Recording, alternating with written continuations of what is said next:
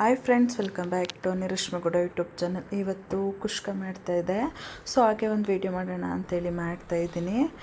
Chicken ಮತ್ತು egg ಇದರಲ್ಲೆಲ್ಲ ಮಾಡ್ತಾರೆ, ನಾನು ಹಾಗೆ ಮಾಡ್ತಾಯಿದ್ದೀನಿ. ನೋಡಿ, ಒಂದು ಕುಕ್ಕರ್ಗೆ ಸ್ವಲ್ಪ ಎಣ್ಣೆ ಹಾಕ್ಕೊಂಡು ಸ್ವಲ್ಪ ಚಕ್ಕೆ, ಲವಂಗ ಮತ್ತು ಮೊರಟೆ ಮೊಗ್ಗು ಹಾಕ್ಕೊಂಡಿದ್ದೀನಿ.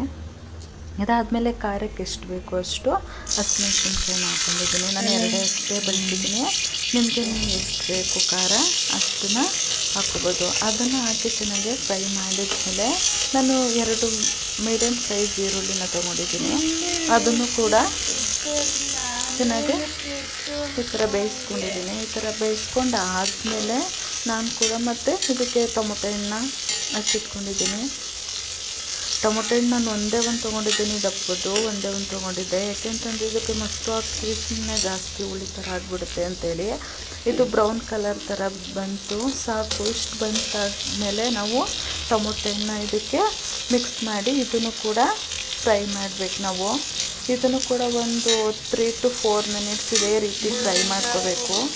ಇದು ಫ್ರೈ ಆದಮೇಲೆ ನಾನು ಸ್ವಲ್ಪ ಕೊತ್ತಂಬರಿ ಸೊಪ್ಪು ಹಾಕ್ಕೊಂಡಿದ್ದೀನಿ. ಇದಾದಮೇಲೆ ಸ್ವಲ್ಪ ಪುದೀನ ಸೊಪ್ಪು ಕೂಡ ಹಾಕ್ಕೊಂಡಿದ್ದೀನಿ ನಾನು.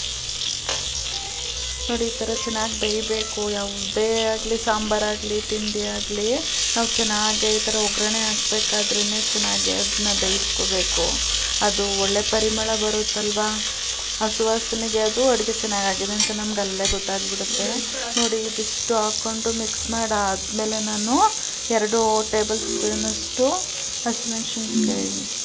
ಶುಂಠಿ ಬೆಳ್ಳುಳ್ಳಿ ಪೇಸ್ಟನ್ನ ಹಾಕೋತಾ ಇದ್ದೀನಿ. ಇದನ್ನು ಹಾಕಿ ನಾವು ಚೆನ್ನಾಗಿ ಮಿಕ್ಸ್ ಮಾಡ್ಕೋಬೇಕು. ಇದಾದಮೇಲೆ ನಾನು ಸ್ವಲ್ಪ ಅರಿಶಿಣದ ಪುಡಿ ಮತ್ತು ಹಸಿಮೆಣ್ಸಿನ್ಕಾಯಿ ಪೌಡ್ರು ಮತ್ತು ಗರಂ ಮಸಾಲ ಇದಿಷ್ಟೂ ಹಾಕ್ಕೊಂಡಿದ್ದೀನಿ ಮಸಾಲೆಗೆ ಅಂತ. ಇದು ಬಿಟ್ಟು ನಾನು ಬೇರೆ ಏನನ್ನು ಕೂಡ ಯೂಸ್ ಮಾಡಿಲ್ಲ. ಸೊ ಇದೆಲ್ಲ ಹಾಕೊಂಡಾದ್ಮೇಲೆ ಮತ್ತೆ ಇದನ್ನು ಚೆನ್ನಾಗಿ ಫ್ರೈ ಮಾಡ್ಕೋಬೇಕು ನಾವು.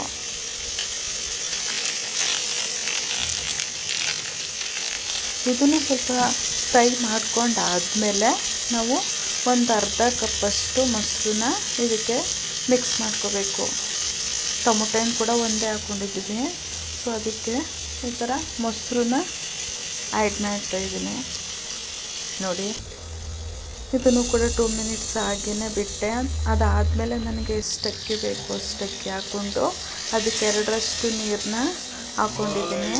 ಇದು ಹಾಕ್ಕೊಂಡಾದಮೇಲೆ ರುಚಿಗೆ ತಕ್ಕಷ್ಟು ಉಪ್ಪು ಇದಿಷ್ಟು ಹಾಕ್ಕೊಂಡು ಒಂದು ವಿಷಲ್ ಕೂಗಿಸಿದ್ರೆ ನಮಗೆ ಬಿಸಿ ಬಿಸಿಗೆ ಕುಷ್ಕ ರೆಡಿಯಾಗುತ್ತೆ. ಸೊ ಇದಕ್ಕೆ ಮೊಸರು ಬಜ್ಜಿ ಮತ್ತು ಮೊಟ್ಟೆನ ಫ್ರೈ ಮಾಡಿಕೊಂಡ್ರೆ ತುಂಬ ಚೆನ್ನಾಗಿರುತ್ತೆ. ಮೊಟ್ಟೆನ ಒಂದು ಬಾಣಲಿಗೆ ಹಾಕಿ ಸ್ವಲ್ಪ ಎಣ್ಣೆ ಬಿಟ್ಟು ಸ್ವಲ್ಪ ಉಪ್ಪು ಹಾಕಿ ಫ್ರೈ ಮಾಡಿದ್ರೆ ತುಂಬ ಚೆನ್ನಾಗಿರುತ್ತೆ ಇದ್ರ ಜೊತೆ.